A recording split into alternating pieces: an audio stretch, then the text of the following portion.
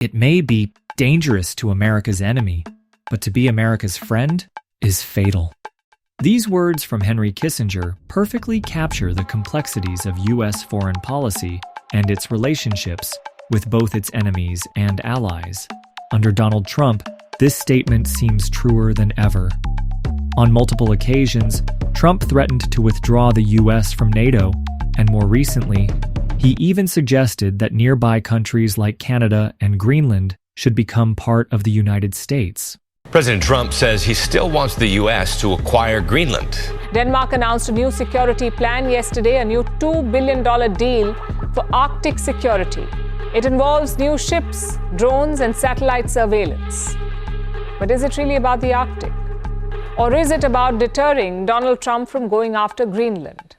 President-elect Trump tonight doubling down on his push to take over Greenland and the Panama Canal, refusing to rule out using the military to do it. Why is he so desperate to make Greenland a part of the U.S.? And what benefits would the U.S. gain from it? To answer these questions, we need to take a look into Greenland's history, because Trump is not the first president to show interest in the island. Greenland was a colony of Denmark since 1721. But for much of its history, its role was mainly limited to its economic contributions, such as fishing and hunting. Denmark's control over Greenland wasn't always stable, mainly because the harsh environment made it difficult to govern. Denmark didn't have much of a military presence in Greenland at the time. However, things started to change as countries like the US, Germany, and Britain began showing interest in it. After the U.S. bought Alaska, Secretary of State William Seward considered the idea of purchasing Greenland and Iceland.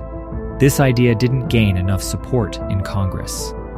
In the early 1900s, following the Spanish-American War, the U.S. began looking beyond its borders for strategic advantages. With the rise of German naval power and growing concerns about securing maritime borders, Greenland quickly became a key target for U.S. diplomacy. The U.S. saw that if Germany controlled Greenland, it could disrupt crucial North Atlantic shipping routes and use the island as a military base in the Arctic.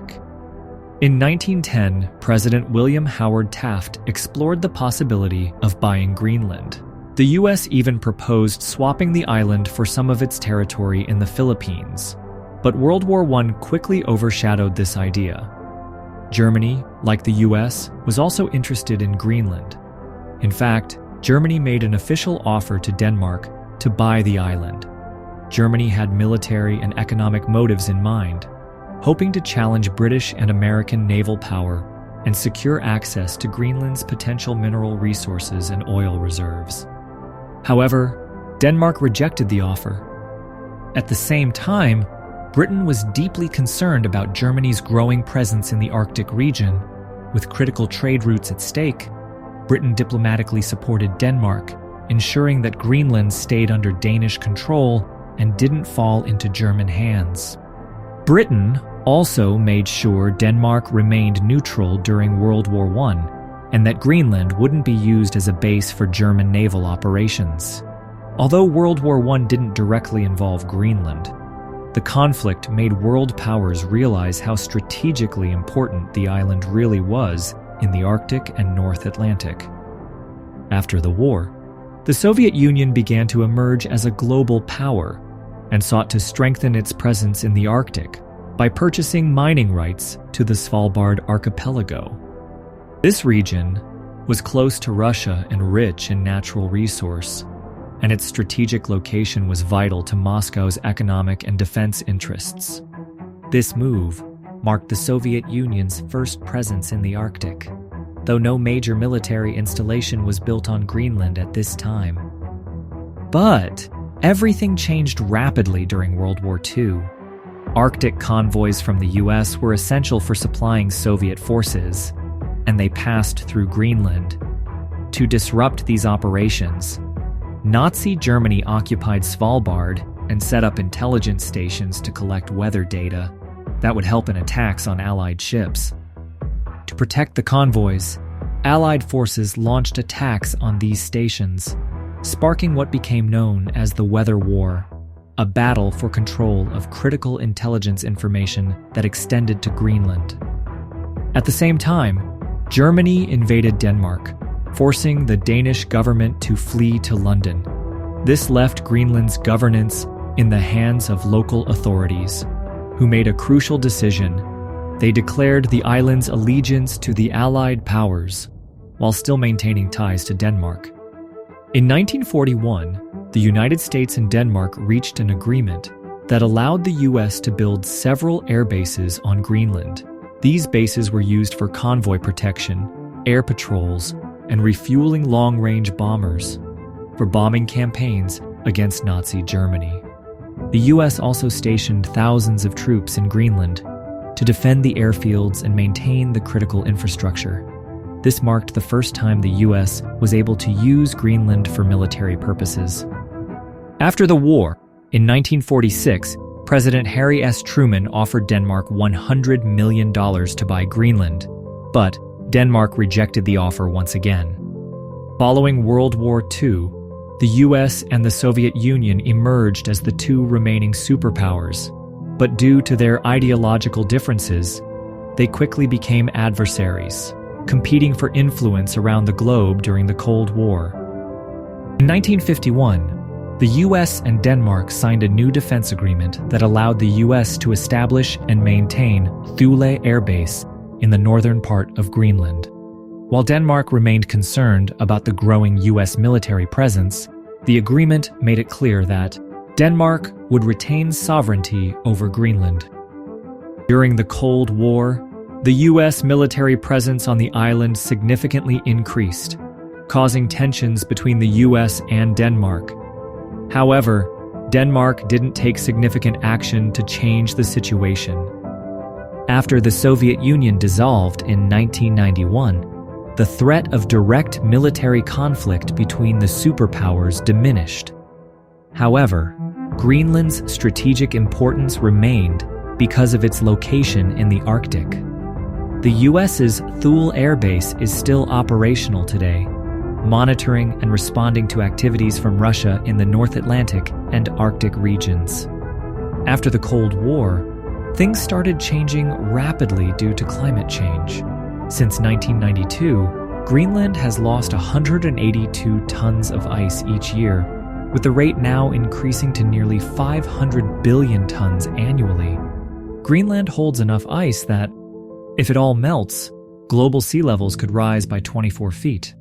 This would submerge many Pacific, Caribbean, Southeast Asian, and Indian Ocean islands, along with coastal cities like New York, Miami, Venice, and parts of Bangladesh, where places just a few feet above sea level, leading to the displacement of millions of people.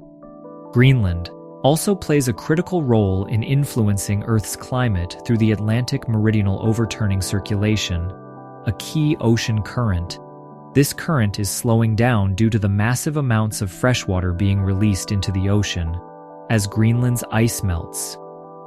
A potential shutdown of AMOC is a feared climate tipping point that could cause Europe and parts of North America to experience prolonged cold spells, a scenario that's been depicted in movies like The Day After Tomorrow. It's easy to see why climate change in Greenland is such a global concern.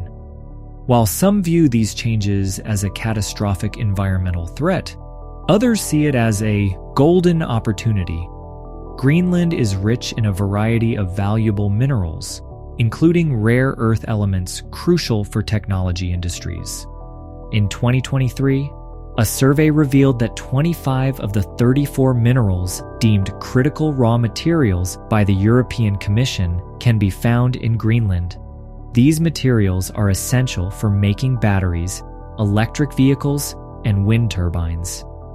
The Arctic's melting ice is opening up new areas of Greenland for exploration, and as a result, mining and offshore drilling opportunities are on the rise. Climate change is also opening new shipping lanes, such as the Northwest Passage. These routes could shorten distances between major ports in Europe, North America, and Asia, making global trade more efficient. This has sparked geopolitical tensions among countries vying for influence in the Arctic. Along with the US, both Russia and China have expressed interest in Greenland. Russia has increased its military presence in the Arctic, and China sees Greenland as a potential area for resource extraction and trade as part of its Belt and Road Initiative. This growing tension is likely why Trump is so keen on making Greenland part of the US. But as we've seen before, it won't be easy. Trump's attempts to buy Greenland during his first term were rejected by Denmark. According to Denmark's constitution, Greenland cannot be sold without the consent of the Danish parliament. The deal would require changes to Danish law and, crucially, Greenland's approval, something that reportedly wasn't in favor of Trump's idea. If Greenland were to gain independence, it might choose to form a free association with the US. This could allow Greenland to receive US support and military protection in exchange for granting the US military rights, much like the Marshall Islands, Micronesia, and Palau. What happens next? No one knows, not even Trump.